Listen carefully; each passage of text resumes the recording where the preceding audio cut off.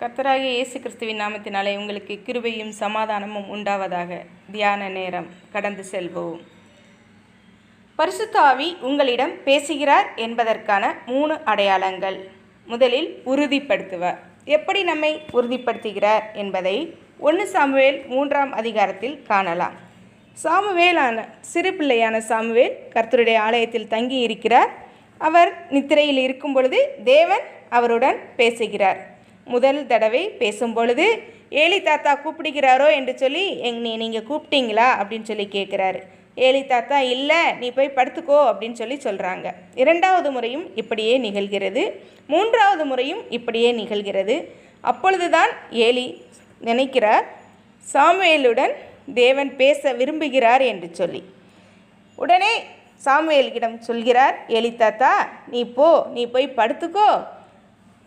அப்படி உனக்கு ஒரு சத்தம் திரும்பவும் நீ கேட்டால், கர்த்தாவே சொல்லும், அடியேன் கேட்கிறேன் என்று சொல்லுகிறார். சாமுவேல் ஏலி மூலமாக இந்த இடத்தில் உணர்த்தப்படுகிறார்.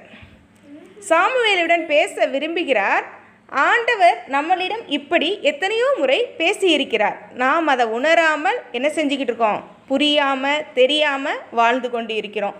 ஒரு அப்பா பிள்ளை கூட பேச விரும்ப மாட்டாங்களா? நம்ம இன்னைக்கு நம்ம பிள்ளைங்களோட என்னென்ன பேசுகிறோம், அதே மாதிரி தேவனும் நம்மக்கிட்ட என்ன செய்கிறாங்க? பேசுகிறாங்க. சாமுவேல் உணராமல் இருந்ததினால ஏலி மூலமாக உணர்த்தப்படுகிறார். நாம் நம்முடைய வாழ்க்கையில் இப்படிப்பட்ட சூழ்நிலையில் இருக்கும்போது தேவன் நம்மளுடன் பேச விரும்புகிறார். என் மகனே, என் மகளே என்று சொல்லி என்ன செய்கிறார்? நம்மை அழைக்கிறார்.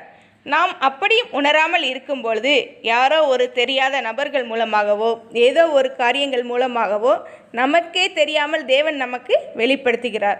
நாம் உடைக்கப்பட்டு நொறுக்கப்பட்டு இருக்கின்ற நேரங்களில் காலங்களில் எங்கேயோ ஒரு செய்தியின் மூலமாக தேவன் நம்மிடம் பேசுவார். முதல் அடையாளம் அதுதான். இதுதான் ஆண்டவர் உங்களுடன் பேசுகிறார் என்பதை உறுதிப்படுத்துகிறார். 2வதாக மன அமைதி தருவார். எப்படி தருவார்? நம்ம 12th முடிச்சிருக்கோம், அல்லாட்டி ஒரு டிகிரி முடிச்சுட்டு இன்னொரு டிகிரிக்கு போயிடுற நிலைமையெல்லாம் இருக்கலாம். இந்த காரியங்களை குறித்து நம்ம படிக்கலாமா, படிக்க வேண்டாமா, அல்லாட்டி நான் இந்த பிஸ்னஸ் பண்ணலாமா, பண்ண வேண்டாமா, நான் திருமணத்திற்கு ஒரு மணமகனை தேர்ந்தெடுத்திருக்கிறேன், இந்த காரியங்களை செய்யலாமா, செய்யக்கூடாதா, இது சரியாகுமா, ஆகாதா, இது என்னுடைய வாழ்க்கைக்கு சரிதானா என்று அநேக வேலைகளில் நம்ம குழப்பங்களில் இருக்கோம். ஒரு சின்ன செயல்களை செய்கிறதுக்கு முன்னாடி நம்ம என்ன செய்கிறோம்? குழம்பி போய் தான் இருக்கோம். அப்போ நம்ம என்ன செய்யணும் அப்படின்னு சொல்லி பார்க்குறீங்கன்னா, ஜெபம் பண்ண விரும்பணும். ஜெபத்தின் மூலமாக முடிவில் நமக்கு ஒரு சமாதானம் இருக்கும். அந்த சமாதானம் நமக்கு ஒரு அமைதி இருக்கும், சந்தோஷம் இருக்கும். அதுதான் பரிசுத்த ஆவியானவர் நம்மளுடன் இடைபடுவது. ஜெபத்தின் மூலமாக நம்மக்கிட்ட என்ன செய்கிறாரு?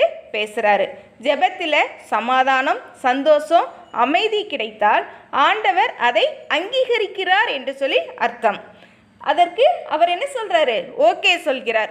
நம்ம ப்ரேயர் பண்ணி முடிச்சும் நமக்கு சமாதானம் இல்லை அப்படின்னா அந்த காரியத்தை அதை கொஞ்சம் நம்ம என்ன செய்ய வேண்டும்? நிதானமாக செயல்பட வேண்டும்.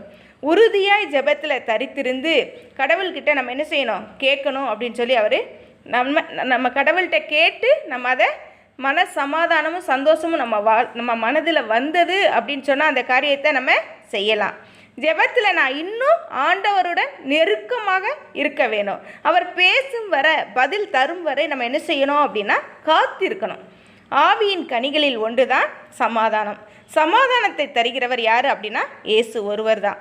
சாத்தானால் சமாதானம் தர முடியாது. ஆவியானவர் ஒருவரால் மட்டும்தான் நமக்கு என்ன செய்ய முடியும்? சமாதானம் கிடைக்கும். ஆண்டவருக்கு சித்தமில்லாத காரியங்களில் நாம் ஈடுபடும் போது நம்முடைய வாழ்க்கையில் சமாதானம் இருக்காது. ஜெபத்துடன் காத்திருந்தால் மட்டுமே நம்முடைய வாழ்க்கையில் சமாதானம், சந்தோஷம், மகிழ்ச்சி இது எல்லாமே இருக்கும்.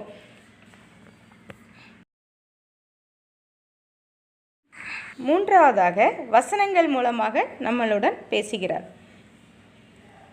நாம் அநேக காரியங்களை இதை உணராமல் நெருக்கத்தின் மத்தியில், உபத்திரவத்தில், சோதனையில், பலவிதமான போராட்டத்தின் மத்தியில் இருக்கும்போது ஆண்டவர் நமக்கு ஆறுதல் தரும் வசனங்கள் மூலமாக பேசுவார். வசனத்தின் மூலமாக பேசும் பொழுது நம்மை அறியாமல் நம்முடைய கண்களில் கண்ணீர் வரும். பாவம் செய்து கொண்டிருப்போம். வசனங்கள் நம்மை எச்சரிக்கும், நீ மனம் திரும்பு என்று சொல்லி. நெருக்கத்தின் காலங்களில் வசனங்கள் உங்களை குத்துகிறது என்றால் ஆவியானவர் உங்களுடன் இடர்படுகிறார் என்று அர்த்தம். நாம் பிரயாணங்களில் இருக்கும்போதும் வெளியில் வாகனங்களில் செல்லும் போதும் என்ன செய்வோம் அப்படின்னா, நம்ம வாகனத்துக்கு முன்னாடி ஒரு வாகனம் போச்சுன்னா அதில் ஒரு ஸ்டிக்கர், ஒரு வசனம் எழுதியிருக்கோம். இன்றளவும் நான் அதை கவனித்து வருவேன். நான் பிரயாணத்தில் போகும் பொழுது எனக்கு அது பாதுகாப்பாக உணரப்படுகிறது.